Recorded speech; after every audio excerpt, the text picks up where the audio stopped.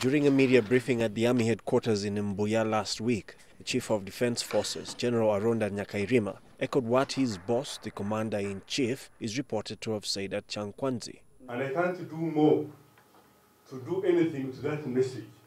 Stand warned, stand advised, that should you not change course, then other things will be called in place. Well, the government also had its own interpretation of what the president said at the NRM retreat. The president was saying that if we behave in a manner that discourages good people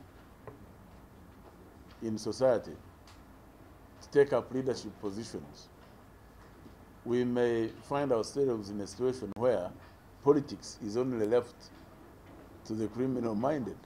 Some senior army officers have since voiced their disapproval of a military coup in Uganda.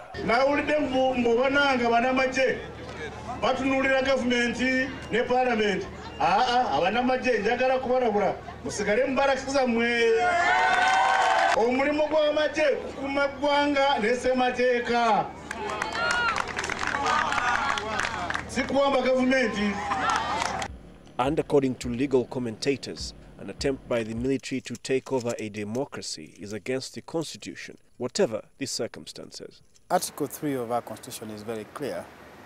Any unlawful overthrow of an established government amounts to an offense of treason. And if indeed the people who made those statements made them, my view is they should be at CID recording statements. No amount of disagreement between the executive and the legislature would justify a military intervention in our country. Nicholas Opio further argues that the 1995 Constitution was crafted with provisions meant to avert a repeat of the civil wars that ravaged the country after independence.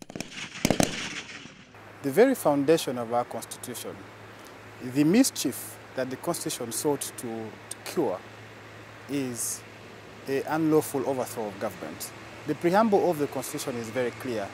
It sets out a constitution that should avoid constitutional instability, overthrow of governments. Uganda has had 3 military-led coups in its 50 years of self-rule, including 10 years of direct military rule. The military takeover remarks have been a subject of intense public debate, and observers argue that the worry and concern is called for. What should worry us is the lack of commitment to make sure that the principles laid down in our Constitution is actually followed by everybody, including the Minister of Defence and the Army Commander. The relationship between the executive and the legislature has been all but rosy, with dissent conspicuously coming from the so-called rebel MPs within the ruling NRM party itself.